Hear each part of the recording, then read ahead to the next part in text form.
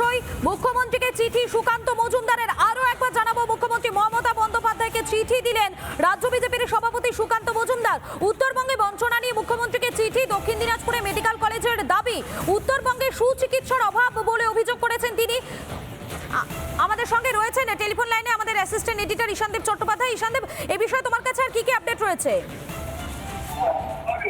দেখো, সুকান্ত মজুমদার আজকে যে চিঠি দিয়েছেন, আজকে যে চিঠি প্রকাশ্যে এনেছেন, মুখ্যমন্ত্রীকে দেওয়া চিঠি, সেই চিঠিতে সুকান্ত মজুমদার লিখেছেন মধুকর্ষিতা যে তিনি বিশ্বস্ত সূত্রে খবর পেয়েছেন যে মুখ্যমন্ত্রী মমতা বন্দ্যোপাধ্যায় এ মাসের শেষে দক্ষিণ দিনাজপুর জেলায় যাচ্ছেন, এবং দক্ষিণ দিনাজপুর জেলায় যেহেতু মুখ্যমন্ত্রী যাচ্ছেন সেহেতু তার কাছে এলাকার সাংসদ হিসেবে তিনি কিছু দাবি রেখেছেন। বালুরঘাট লোকসভা কেন্দ্রের সাংসদ সুকান্ত মজুমদার, মধুকর্ষিতা তুমি জানো, তিনি লিখেছেন চিঠিতে যে সাংসদ হিসেবে আমি আপনাকে নিজের জেলায় স্বাগত জানাচ্ছি, কিন্তু আমাদের জেলায় মানে সুকান্ত মজুমদার নিজের জেলা দক্ষিণ দিনাজপুরের কথা বলেছেন। তিনি বলেছেন এই জেলাতে চিকিৎসা পরিষেবার যথেষ্ট অভাব রয়েছে এবং কোন কোন বিষয়ে চিকিৎসক পাওয়া যায় না, কোন ধরনের অসুস্থতায় চিকিৎসক শুধু দক্ষিণ দিনাজপুর নয় উত্তরবঙ্গের বিভিন্ন জেলায় অমিত, সেই সমস্ত বিষয় তিনি চিঠিতে তুলে ধরেছেন। এবং তিনি দাবি করেছেন ওই চিঠিতে যে মমতা বন্দ্যোপাধ্যায় মুখ্যমন্ত্রী হিসেবে যেহেতু দক্ষিণ দিনাজপুর সফরে আসছেন, যদি তিনি আসেন তাহলে এই জেলাতে একটি সরকারি মেডিকেল কলেজ স্থাপনে তিনি যেন উদ্যোগী হন, এবং যদি সেই উদ্যোগ তিনি নেন তাহলে সাংসদ হিসেবে সর্বতভাবে তিনি মুখ্যমন্ত্রীর পাশে থাকবেন। এমনকি কেন্দ্রীয় সরকার থেকে কোনো সহায়তা যদি আনার প্রয়োজন হয় তাহলে সেই সহায়তা আনার দাবিও তিনি কেন্দ্রের কাছে জানাবেন, এমনটা সুকান্ত মজুমদার চিঠিতে লিখেছেন। অর্থাৎ মুখ্যমন্ত্রী যেমনটা সুকান্তবাবু তার মুখ্যমন্ত্রী লিখেছেন যে 30শে জানুয়ারি মুখ্যমন্ত্রী দক্ষিণ দিনাজপুর যাচ্ছেন বলে তিনি খবর পেয়েছেন। এটা যদি হয়, অর্থাৎ 30শে জানুয়ারি যদি মুখ্যমন্ত্রী যান দক্ষিণ দিনাজপুরে, তাহলে এলাকার সাংসদ তথা রাজ্য বিজেপির সভাপতি, তিনি এই রাজ্যের একটা সামনের সারির রাজনীতিক, তিনি যে দাবিটা মুখ্যমন্ত্রীর সামনে রাখলেন ওই জেলার জন্য মুখ্যমন্ত্রী তেমন কোনো পদক্ষেপ গ্রহণ করতে চলেছেন কিনা, এদিকে কিন্তু এবার সবার নজর থাকবে মধুকর্ষিতা।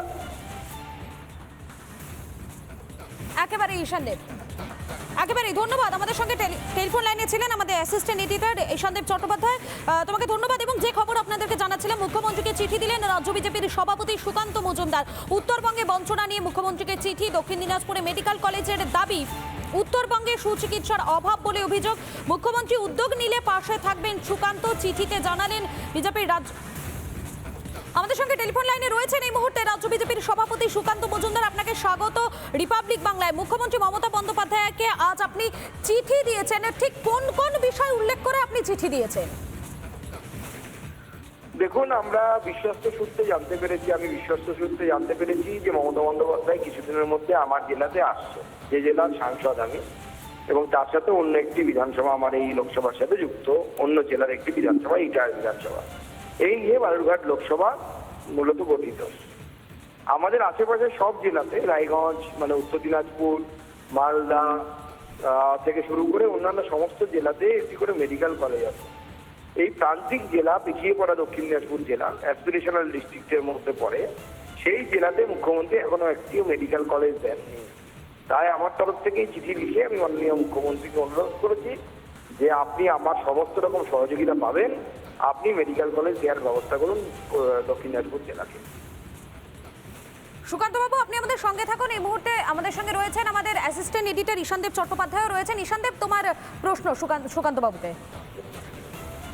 সুকান্ত বাবু, আপনার চিঠি আমরা দেখাচ্ছি এই মুহূর্তে। মুখ্যমন্ত্রী মমতা বন্দ্যোপাধ্যায়কে আপনি চিঠি লিখেছেন এবং আপনি লিখেছেন বিশ্বস্ত সূত্রে আপনার কাছে খবর আছে যে উনি 30শে জানুয়ারি বালুরঘাটে যাচ্ছেন, দক্ষিণ দিনাজপুর জেলায় যাচ্ছেন, এবং আপনি যে দাবি রেখেছেন সেটাও আমরা দেখালাম যে ওই জেলায় একটি সরকারি মেডিকেল কলেজ।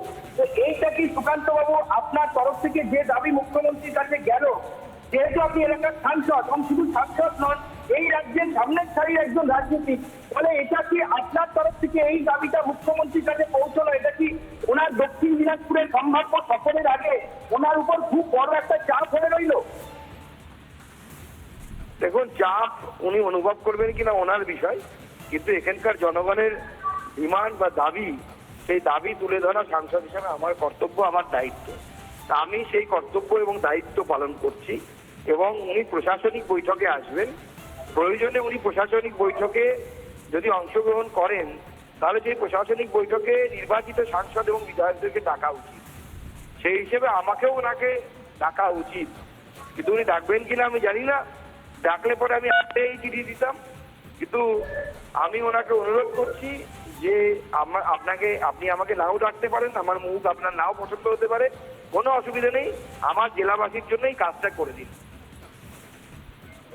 কিন্তু এই পদক্ষেপ যদি তিনি না নেন, মুখ্যমন্ত্রী না নেন, তাহলে সুকান্ত বাবু আপনারা পরবর্তী পদক্ষেপ কি কিছু ভেবেছেন?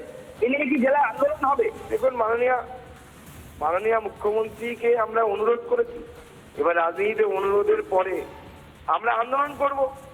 আমাদের এই জেলার বাসিন্দাদের বহুদিনের দাবি, কেন্দ্র সরকার তো ট্রেন দিল, ইলেকট্রিফিকেশন দিল, লাইনের সমস্ত কাজ কেন্দ্র সরকারের তরফ থেকে যা যা করা দরকার তা আমরা এই জেলায় পেয়েছি, কিন্তু মমতা বন্দ্যোপাধ্যায়ের অনুরাগ বলুন বা মমতা বন্দ্যোপাধ্যায়ের ভালোবাসা বলুন, অথবা মমতা বন্দ্যোপাধ্যায় ব্যক্তি মমতা বন্দ্যোপাধ্যায় নেই, যে মুখ্যমন্ত্রী মমতা বন্দ্যোপাধ্যায়, সেই মমতা বন্দ্যোপাধ্যায়ের অনুরাগ।